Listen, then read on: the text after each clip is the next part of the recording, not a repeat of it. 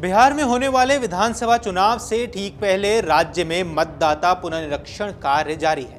पिछले कुछ दिनों से सवाल उठ रहे थे कि बिहार में अवैध प्रवासी भी यहां के मतदाता बन गए हैं। अब इसकी पुष्टि चुनाव आयोग ने कर दी है और चुनाव आयोग के अधिकारियों ने ग्राउंड रिपोर्ट्स का हवाला देते हुए कहा है कि घर घर जाकर की गई जांच के दौरान बूथ स्तर के अधिकारियों द्वारा एक बड़ी संख्या में नेपाल, बांग्लादेश और म्यांमार के लोगों का नाम मतदाता सूची में पाया गया है। वहीं चुनाव आयोग ने इस खुलासे के बाद अब इस पर जमकर राजनीति भी देखने को मिल रही है। तो ऐसे में आइए सबसे पहले हम आपको बताते हैं कि चुनाव आयोग ने अपने बयान में क्या कुछ कहा है। दरअसल बिहार में चल रहे मतदाता पुनरीक्षण को लेकर हो रहे विवादों के बीच अब चुनाव आयोग ने चौंकाने वाला दावा किया है। चुनाव आयोग ने कहा है कि क्षेत्रीय कार्यकर्ताओं ने बिहार में चल रही मतदाता सूची की गहन समीक्षा के दौरान पाया कि इसमें नेपाल, बांग्लादेश और म्यांमार के लोग बड़ी संख्या में शामिल हैं। क्षेत्रीय कार्यकर्ताओं ने घर घर जाकर इसकी जांच की तो इसका पता चला है। चुनाव आयोग ने स्पष्ट कहा है कि अवैध प्रवासियों के नाम अंतिम निर्वाचन सूची में नहीं शामिल किए जाएंगे। यह 30 सितंबर को प्रकाशित की जाएगी। इसके लिए ऐसे लोगों की उचित जांच 1 अगस्त के बाद की जाएगी। चुनाव आयोग भारत भर में विदेशी अवैध प्रवासियों को हटाने की मतदाता सूची की विशेष गहन समीक्षा करेगा, जिसमें उनके जन्मस्थान की भी जांच की जाएगी। अब आपको बता दें कि सूत्रों का कहना है कि इन संदिग्ध नामों की अब गहन जांच की जा रही है और 1 अगस्त 2025 के बाद जो नाम सत्यापित नहीं होंगे उन्हें 30 सितंबर को प्रकाशित होने वाली अंतिम वोटर लिस्ट में शामिल नहीं माना जाएगा। माना यह भी जा रहा है कि अंतिम लिस्ट के प्रकाशन के बाद आयोग इन अवैध प्रवासियों की संख्या को सार्वजनिक भी कर सकता है। चुनाव आयोग के इस खुलासे के बाद अब इस मामले में जमकर राजनीति भी देखने को मिल रही है। यहां भाजपा चुनाव आयोग का समर्थन करते हुए महागठबंधन पर निशाना साध रही है, तो वहीं दूसरी तरफ विपक्ष ने इस पर भी अब सवाल उठा दिया है।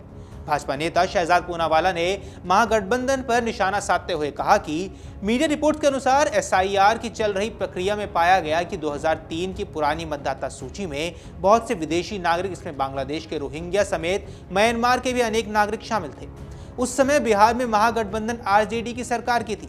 आइए आपको सुनवाते हैं क्या कुछ कह गए नेता। देखिए, मीडिया रिपोर्ट्स के अनुसार जो अब ये एसआईआर की एक्सरसाइज चल रही है उसमें पाया गया है कि जो पुरानी वोटर लिस्ट थी 2003 की, जिस समय पर महागठबंधन आरजेडी की सरकारें राज्य सरकार में थी, उस समय की वोटर लिस्ट में बहुत सारे विदेशी नागरिक, बांग्लादेश के, म्यांमार के, रोहिंग्या इत्यादि पाए गए हैं।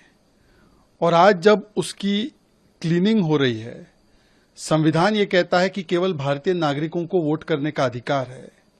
ये सुनिश्चित किया जा रहा है कि बिहारी वोट करे, बाहरी नहीं। तो आज उन तमाम फर्जी घुसपैठी वोटर्स के पक्ष में फिर से एक बार कांग्रेस, आरजेडी और ये तमाम पार्टियां आ चुकी है।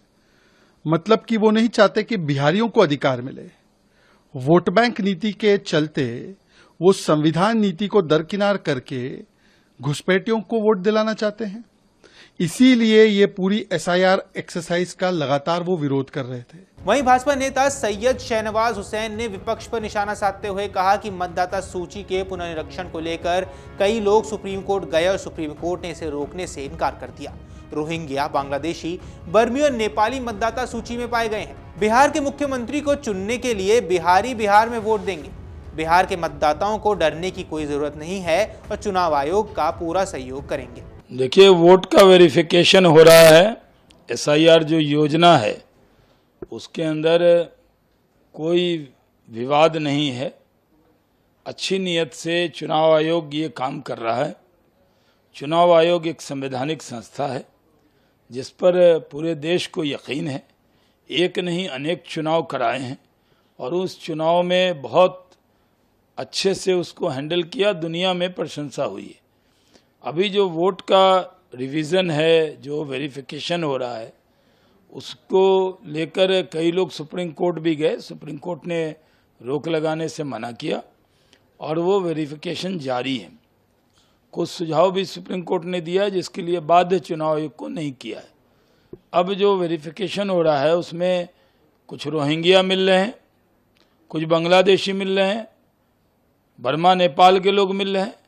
अरे बिहार में बिहारी वोट डालेगा ना बिहार के मुख्यमंत्री बनाने के लिए, सरकार बनाने के लिए, या बिहार में पूरे दुनिया के लोग आके वोट डालेंगे?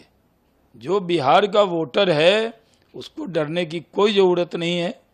चुनाव आयोग पूरी तरह उसको कोऑपरेट करेगा। आरजेडी सांसद मनोज झा ने कहा कि अगर वे वहां हैं तो कौन जिम्मेदार है? देश का गृह मंत्री कौन है? विदेश नागरिक यहां रह रहे हैं। नियमों का मसौदा तैयार करने से पहले ही ये प्लांटेड कहानियां नफरत के बीज बो रही हैं। इस मुद्दे को बढ़ा चढ़ा कर ना बताएं। ये सूत्र कौन होते हैं भाई? मैं आज तक नहीं समझ पाया। अगर इस प्रकार के सूत्र या तो ज्ञानेश जी बोलते, हमारे सीईसी, या जोशी साहब बोलते, संधू जी बोलते, ये सूत्र क्या चीज होती है? मतलब सूत्र उत्पात मचाने के लिए नहीं होगा ना, समाज में विभाजन पैदा करने के लिए नहीं। और अगर एक विदेशी है तो रिस्पॉन्सिबल कौन है भाई? देश के गृह मंत्री कौन है? उनको कटघरे में खड़ा होना चाहिए। ये सवाल गलत जगह घूम के आ गया। ये सवाल माननीय गृह मंत्री जी के पास जाए कि भाई हो क्या रहा है, विदेशी नागरिक रह रहा नहीं, लेकिन मैं जानता हूं इशारा कुछ और है, इरादा कुछ और है। ऐसे नहीं चला करता। ड्राफ्ट रोल प्रिपरेशन से पूर्व ये प्लांटेड स्टोरीज नफरत के बीज बो रही है। इस कारोबार को ना बढ़ाएं। वहीं कांग्रेस सांसद मोहम्मद जावेद ने कहा कि आप हमें और हमारे लोगों को बदनाम करना चाहते हैं, जबकि उनमें से लगभग 40% लोग बस अपने परिवार का पालन पोषण करने के लिए काम कर रहे हैं। दिल्ली, गुजरात, पंजाब, हरियाणा, महाराष्ट्र, तमिलनाडु के किसी भी कोने में जाइए, आपको हमारे क्षेत्र के गरीब लोग वहीं मिल जाएंगे। महाराष्ट्र में भी उसी तरह, हिमाचल में भी उसी तरह, पंजाब में लुधियाना में 138% है, हिमाचल में 131% है, उत्तराखंड में 125 से ज़्यादा है। तो हर जगह ये है, कहीं पे कम है, कहीं पे बेसी है। तो इसका क्या मतलब? आप हमको बदनाम करना चाहते हैं हमारे लोगों को, जो कि अपने परिवार को पालने के लिए लगभग 40% लोग। आप दिल्ली के किसी कोने में जाइए, आप गुजरात के, पंजाब के, हरियाणा के, महाराष्ट्र के, तमिलनाडु किसी भी शहर में जाइए, हमारे यहाँ के गरीब लोग मिलेंगे।